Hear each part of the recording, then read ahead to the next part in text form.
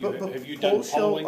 Have you done individual polling for this? I mean, have you employed a polling company to? Yes, as we released and was written about. Yeah. Let me just push aside the political aspect of the domain name conversation, because I get the politics side of it. The reality is that you owned them and you had them within the company.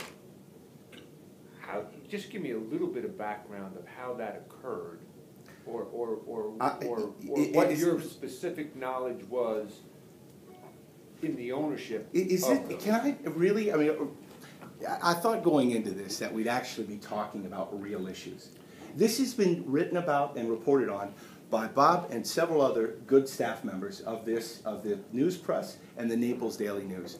Are we really going to sit here and rehash what has been written about since February? People do ask about it, and as a citizen member, I actually think I have a responsibility to ask. Well, I'm glad they're doing the question. I would encourage you to go read the articles. I think less people ask about the political domains that you had, and more so about some of the explicit domains that you had. That date back to a company that I started in the late 1990s. Well, that's fine, but you know, let me tell you something. Trey. I mean, Trey, listen. I'm not talking about the political aspect of that thing. That's politics. That's fine. We're talking about the domain names that were questionable. You got your opportunity to say something about it now, because I get asked about it all the time. As do I. I think everybody so, at the table. Make your comment or don't make your comment, and then we'll move on. But this is a forum where you should have that kind of conversation if you choose. If not, I have a next question, which is going to be about jobs. Sure, which is, I would contend, probably a heck of a lot more important than a domain name, which most of the people don't even understand what it is. I mean, again, this has been written about for months. And quite frankly, I think it's sad to come into this, which is, I thought that the whole point of this was to really talk about the issues and hash out what positions are in Congress, policy, and here we are talking about domain names months and months after the fact. Fine, we'll move on. Jobs. So all the people that come in talk about jobs are a priority, and how are we going to create jobs and reduce the unemployment rate and such. The softball question is, what's your plan to increase jobs in the South Florida market? Well, I think here in Southwest Florida, our problems are a microcosm of the United States. When you hear cut spending and get government out of the way, I think that unfortunately it's become kind of a Republican talking point, if you will. But these are the realities. Again, the spending has been a burden, a huge, massive burden on our economy, even in the macro, in the biggest picture of fear of moving forward with businesses, of fear of investing, etc. Getting government out of the way. Whether you talk with small business owners or large business owners, they will tell you that they are tired of working too much for the federal government instead of for their own. Fortune 500 CEOs that live here in Southwest Florida with us will tell you that any given time they may have 1 to 20 people, directly or indirectly, employed to deal with one thing and one thing only: federal regulation. I did it for 11 years for a Fortune 500 company. Absolutely. I'm sorry. Continue. I have a question. Sure. And so what we've done here is we're inhibiting business in this country with the highest corporate tax rate in the world, with regulations that are slamming businesses down left and right and preventing them from growing at all. And again, the Obama tax, which has just been passed and deemed a tax by the Supreme Court yesterday, is another prime example of that. Meantime, on the flip side of this, I believe that the Barack Obama administration isn't just incentivizing poverty, they're encouraging it. So we go back to the social safety net that we chatted about earlier of, let's say, for example, food stamps. The Department of Agriculture handles food stamps. Again, I have a heart. I've started my own charity to help soldiers returning from abroad, and I get that there needs to be help for people out there. But here's where it gets ludicrous. The federal government, the Department of Agriculture, now has a full-on public relations, branding, and marketing company that is advertising food stamps.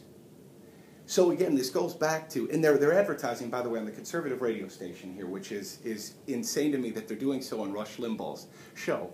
But it shows just how aggressively they're promoting and branding and advertising to get people on the federal dole. and this is again another huge problem that we're having in the United States, when we can begin to return the power to the states, the money to the states, get the federal government off of our backs, we're going to promote a job, climate, a business-friendly climate for job makers to do what they do best. Trey, the media has marginalized the Tea Party and other efforts by conservatives, and now we have executive orders. We have the fact that the House passes budget, sits up in the Senate. How the heck are we going to get through this morass? Well, it goes back to coalescing and getting people to effectively sign on to what you believe in. And there are many. Uninformed electorate, though. How do we inform the electorate if the media won't get the information out to the public? And I know God knows you tried on your radio program. Sure. How the heck do we get it out there? Well, I think that one thing that Republicans have failed at in particular is being able to convey the message, to get the message out. Thank you, Boehner. Yeah, and that's within media, even pop culture, and just from the kind of pulpit, from the Capitol, if you will. I think that Republicans, number one, need to stop just backing down every time that they have legislation and the Democrats come up and say that you're racist, you hate old people, or you hate young people. I love people. And again, my spectrum of personal relationships is across the board. That's no different than saying that there are death panels, like Sarah Palin used to say. I mean, I don't buy that. I mean, it's on both sides. So. I'm sorry, death panels? Sure, the death panel debate that started when we first started talking about Obamacare, into scaring older people into thinking that, you're going to go before a death panel, they're going to tell you, you're too old, you're going to die, we're not going to pay for you. I mean, that's just scare tactics.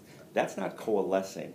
That's not... I think that I think you're assuming that, are you assuming right now that I would go and start talking about that? I'm not assuming anything because about you. What I'm getting at here... That's what the Republican Party has done, and so has the Democratic Party as well.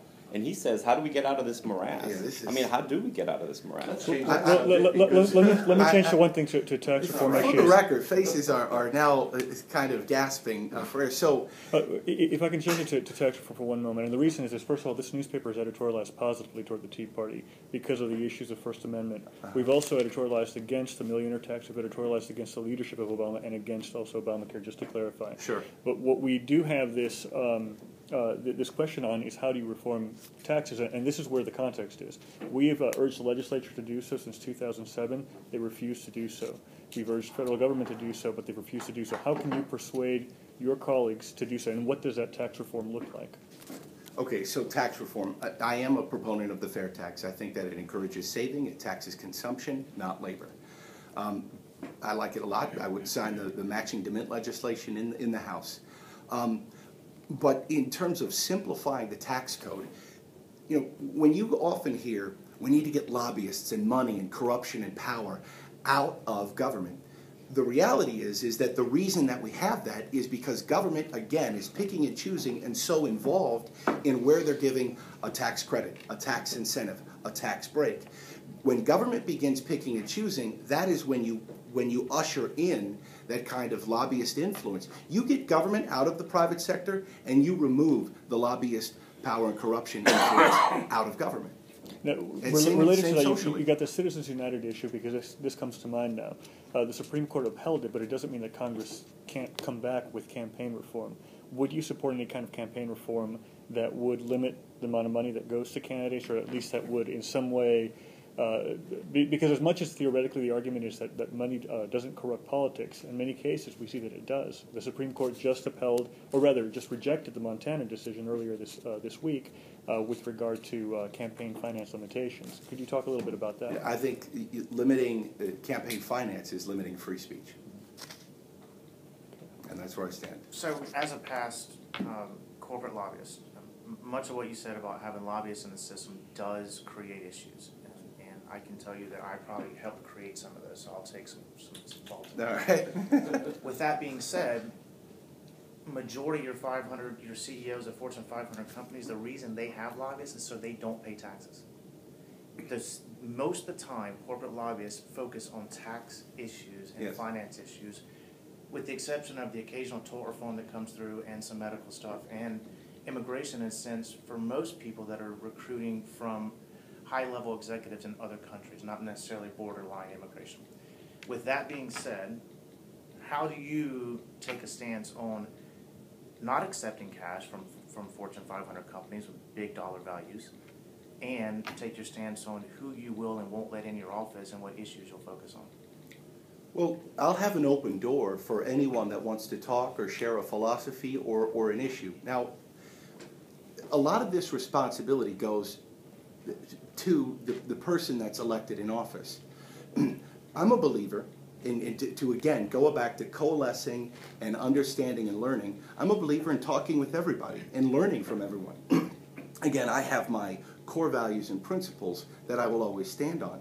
So if a lobbyist or someone who is a business owner or someone who wants to quote unquote lobby for improvements to a road in their community, I'm open to talking with everyone. Ultimately, the decision would be made with me.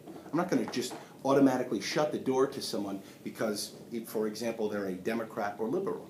I'm open to talking with anybody. I wasn't necessarily talking about party politics or that. It was more, maybe I should have been more specific. When corporations come and ask you for a tax break for whatever that may be. Sure.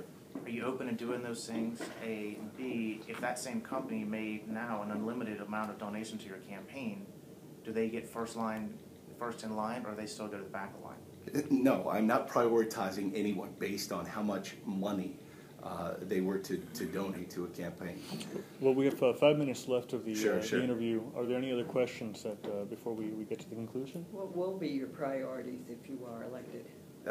We need to create a business-friendly atmosphere to allow American entrepreneurs to do what they do best, and that is unleash their American entrepreneurial spirit. I've lived it right here in Southwest Florida. But as long as we have, which segues me right into the other priority, massive, complicated tax code, extremely high corporate tax rate, and regulations that are absolutely inhibiting business in the country today, we're never going to get there. So we need to begin repealing those and simplifying the tax code to get the money, power, and corruption out of the way of politics.